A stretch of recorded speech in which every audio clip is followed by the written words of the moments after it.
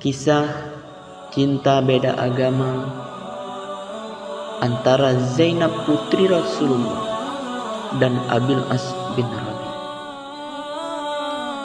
Zainab dilahirkan saat Nabi berusia 30 tahun.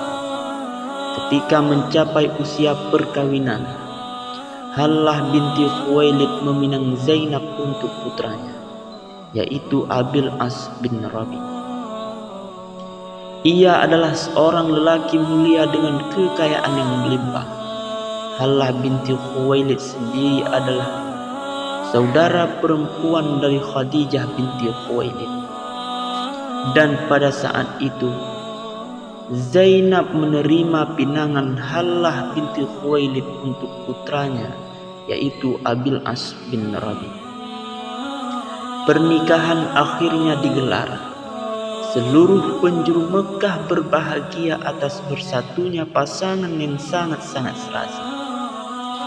Usai pesta pernikahan, Khadijah binti Khuwailid, yaitu ibunda dari Zainab, melepaskan kalungnya dan menggantungkannya ke leher Zainab sebagai hadiah pernikahannya. Zainab dan Abil As memang selalu hidup dalam keharmonisan.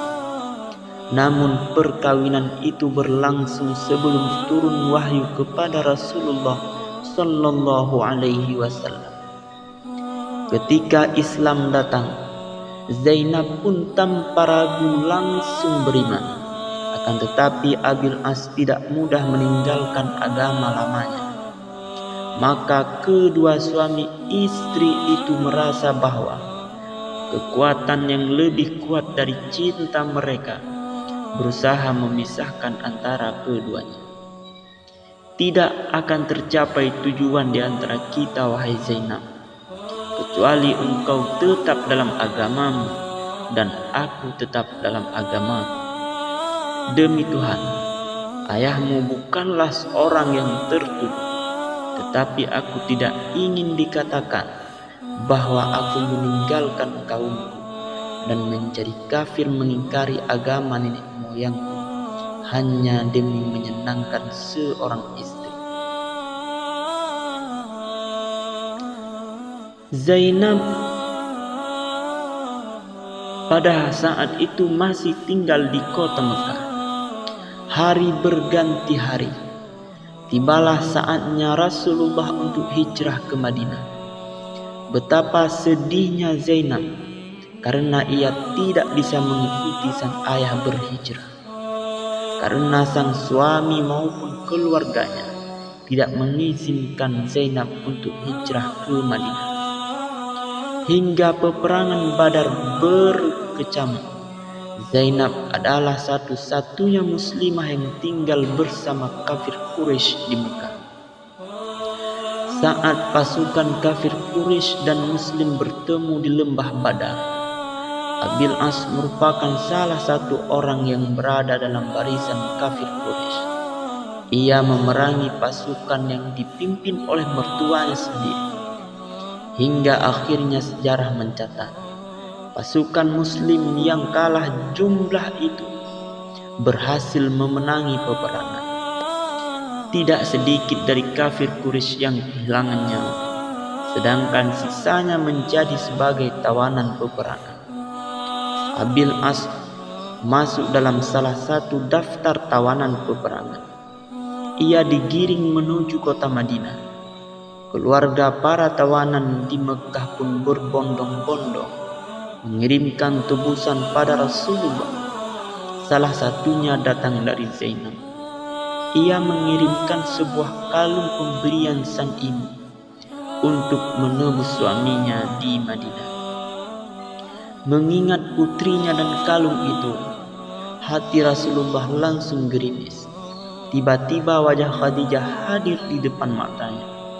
Rasulullah tidak sampai hati. Beliau berkata, "Jika kalian tidak keberatan melepaskan Abil As dan mengembalikan harta miliknya, maka lakukanlah." Mereka menjawab, "Baiklah wahai Rasulullah." Pada saat itu Abil As pun dibebaskan. Saat itulah ia berjanji pada sang mertua untuk membebaskan Zainab dan mengembalikan kepada beliau di Madinah. Abil As pun pulang ke Mekah bersama kalung yang tadi dikirimkan sang istri. Kini ia tahu betapa cinta dan kesetiaan Zainab tidak pernah berkurang untuknya, meskipun agama menjadi tembok pemisahnya. Begitu sampai di rumah, ia pun berkata, "Kembalilah kepada ayahmu, wahai Zainab," ucapnya sambil berusaha berbesar hati. Pada hari yang telah ditentukan, Zaid bin Harisah bersama seorang lelaki Ansar diutus Rasulullah untuk menjemput Zainab di pinggiran dusun di luar kota Mekah. Abil As tidak kuasa menahan tangisnya saat melepas kepergian sang istri tercintanya.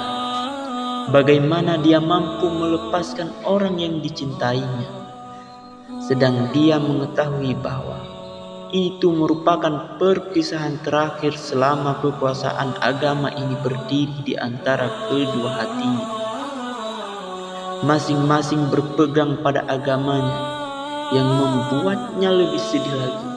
Ia tidak bisa mengantarkan Zainab keluar kota Mekah karena keadaan pasca perang pada saat itu. Abil As pun mengutus saudaranya, Kinanah bin Rabi, untuk mengantarkan Zainab. Ia berpesan, "Hai saudaraku, tentulah engkau mengetahui kedudukan Zainab dalam jiwaku. Aku tidak menginginkan seorang wanita Quraisy yang menemaninya keluar kota Mekah. Dan engkau tentu tahu bahwa aku tidak sanggup membiarkannya berjalan sendirian. Maka temanilah ia menuju tepi dusun, di mana telah menunggu dua utusan Muhammad. Perlakukanlah dia dengan lemah lembut dalam perjalanan, dan perhatikanlah dia sebagaimana engkau memperhatikan wanita-wanita terpelihara. Lindungilah dia dengan panahmu hingga anak panah yang penghabisan." Rupanya perjalanan Kinanah membawa Zainab tidaklah berjalan mulus, karena kafir Quraisy yang selalu menghalangi ketika Zainab ingin berhijrah ke Madinah. Dan pada saat itu berpisahlah Zainab dengan suami tercinta dan kedua buah hatinya. Cinta Abil As dan Zainab benar-benar diuji. Tidak ada lagi jalan untuk bertemu. Abil As tetap tinggal di Mekah. Ia selalu murung dan menyendiri karena sang belahan jiwa tidak lagi ada di sisinya. Zainab pun tinggal di Madinah bersama sang ayah. Ia jadi sering sakit-sakitan karena cinta dan kerinduan yang sangat dalam. Kalaulah saja bukan karena iman dan takwa yang menguatkan tekadnya, tentu ia akan tetap bersama Abil As hingga ajal yang memisahkan. Minggu berganti bulan dan bulan berganti tahun. Suatu hari Abil As keluar bersama kafilah dagangannya menuju Syam. Saat perjalanan pulang, dia berjumpa pasukan Rasulullah Shallallahu Alaihi Wasallam yang berhasil merampas hartanya. Syukurlah mereka tidak membunuhnya. Kini Abil As tidak punya apa-apa lagi. Bukan hartanya saja yang ludes, melainkan juga harta yang dititipkan orang-orang padanya. Bagaimana ia bisa sanggup kembali ke Mekah? Di tengah keputusasaan itu, Abil As teringat Zainab, wanita yang begitu mencintai dan setia padanya. Maka diputuskan pada saat itu, Abil As memasuki Madinah dan sembunyi-sembunyi. Ia berhasil bertemu Zainab dan segera mengemukakan maksud kedatangannya, bahwa ia ingin meminta bantuan Zainab untuk melindunginya, dan jika bisa, ia juga berharap hartanya bisa dikembalikan. Cinta di hati Zainab masih tersimpan rapi untuk Abil As. Karena itu pula ia bersedia melindungi lelaki tersebut. Ketika masyarakat Madinah mengetahui keberadaan Abil As di masjid, mereka segera berkerumun dan berniat untuk menangkapnya. Tapi kemudian Zainab berseru, "Hai orang-orang, aku telah melindungi Abil As bin Rabi. Dia dalam lindungan dan jaminan." Rasulullah Shallallahu Alaihi Wasallam yang sedang salat menyelesaikan salatnya. Beliau segera menemui orang banyak dan bersabda, "Wahai orang-orang, apakah kalian tidak mendengar apa yang aku dengar? Sesungguhnya serendah-rendah seorang muslim, mereka tetap dapat memberi perlindungan." Kemudian beliau masuk menemui putrinya. Zainab berkata, "Ya Rasulullah, sesungguhnya jika Abil As ini dianggap keluarga dekat, ia masih putra paman. Jika dianggap jauh, ia bapak dari anakku, dan aku telah melindunginya." Rasulullah kemudian berpesan, "Wahai putriku, muliakanlah tempatnya dan jangan sampai dia menyentuhmu, karena engkau tidak halal baginya selama dia masih dalam keadaan musyrik." Meski begitu, Nabi Shallallahu Alaihi Wasallam tetap terkesan melihat kesetiaan putrinya kepada suaminya yang ditinggalkan. Singkat cerita, berdasarkan permohonan secara halus oleh Rasulullah, harta Abil As bisa dikembalikan. Beberapa orang di antara para perampas berkata, "Hai Abil As, maukah engkau masuk Islam dan mengambil harta benda ini? Karena semua ini milik orang-orang musyrik." Tahukah apa yang dijawab Abil As? Ia berkata, "Sungguh buruk awal Islamku jika aku mengkhianati amanat yang dipercayakan padaku." Namun saat itu benih-benih iman sudah tumbuh subur di hatinya. Mereka pun tetap mengembalikan harta itu kepada Abil As demi kemuliaan Rasulullah dan putrinya Zainab. Laki-laki itu pun kembali ke Mekah dengan membawa hartanya dan harta orang-orang banyak yang telah diamanatkan padanya. Setelah mengembalikan harta kepada pemiliknya masing-masing, Abil As berdiri dan berkata, "Wahai kaum Quraisy, apakah masih ada harta seseorang di antara kalian padaku?" Mereka menjawab, "Tidak."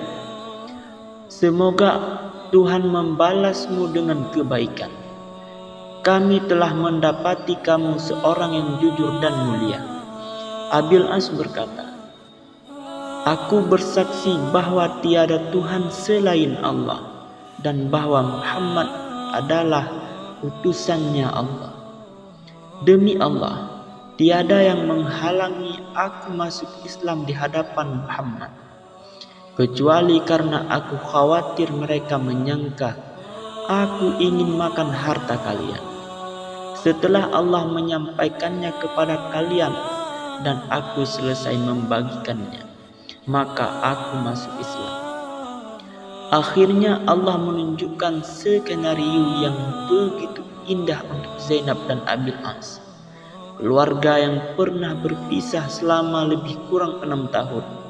Pada akhirnya kembali bersatu dalam satu atap rumah tangga bersama anak mereka. Mereka kini tinggal dalam satu atap, satu iman, dan satu perjuangan dalam Islam. Namun sayang, suasana bahagia itu tidak berlangsung lama. Zainab meninggal mendahului suaminya setelah berapa tahun berkumpul dengannya di dalam satu atap rumah yang sangat berbahagia di dalam keadaan Islamnya. Itulah cerita singkat Zainab binti Rasulullah dan Abil As bin Rabi.